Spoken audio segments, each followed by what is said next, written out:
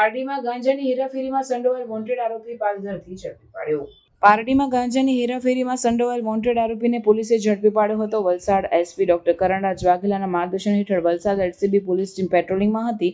તે દરમિયાન બાતમી આધારે પારડીના ઓરવાડમાં આશીષ એપાર્ટમેન્ટના ફ્લેટ નંબર 101માં છાપો મારતા ફ્લેટમાંથી બોક્સ પલંગમાં સંતાડીને રાખવામાં આવેલ 1 કિલો 887 ગ્રામ વનસ્પતિજન્ય ગાંજો ઝડપી પાડ્યો. આ ગાંજા સાથે અગાઉ અશોક હિલાલ અગ્રવાલની ધરપકડ કરી ગાંજાના વેચાણમાંથી મેળવેલા 1,15,400 ને રોકડ સાથે કુલ 1,39,270 નો મુદ્દામાલ અગાઉ જપ્ત કર્યો હતો.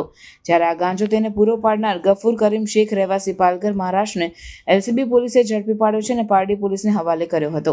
છેલ્લા 5 માસથી વોન્ટેડ આરોપીને તેના ઘરેથી દબોચી લેવામાં આવ્યો હતો. વધુ તપાસ પોલીસે હાથ ધરી છે. ડીજીપી શ્રી વિકાસ સાહેબ સાહેબના માર્ગદર્શન હેઠળ આઈજીપી શ્રી પ્રેમવીરસિંહ સાહેબની સૂચના અને માર્ગદર્શનથી વલસાડ જિલ્લા પોલીસે એક ઓપરેશન હન્ટની શરૂઆત છેલ્લા 3 મહિનાથી કરી છે. આ ઓપરેશન હન્ટની અંતર્ગત જિલ્લા પોલીસમાં જેટલા પણ તમામ પોલીસ સ્ટેશનોમાં જે નાસ્તા ફરતા આરોપીઓ છે, જે ગંભીર ગુનાના આરોપીઓ છે, એ તમામ આરોપીને પકડવા માટે દેશવ્યાપી અભિયાન ચલાવવામાં આવ્યું છે.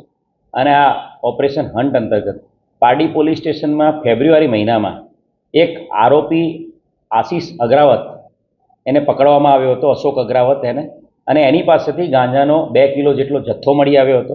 અને આ ગાંજાનો જથ્થો આપનાર પાલઘર દાણુ વિસ્તારનો એક આરોપી ગફુર કરીમ શેખ એ છેલ્લા 5 મહિનાથી આ ગુનામાં વોન્ટેડ હતો.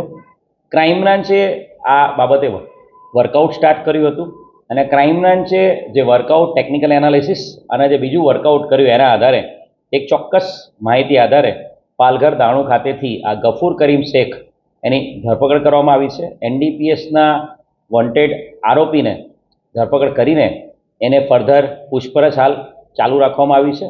અને આ અનુસંધાન અન્ય કોઈ તપાસમાં કંઈ નામ ખુલે તો એ બાબતે પણ આગળ વર્કઆઉટ કરવામાં આવશે.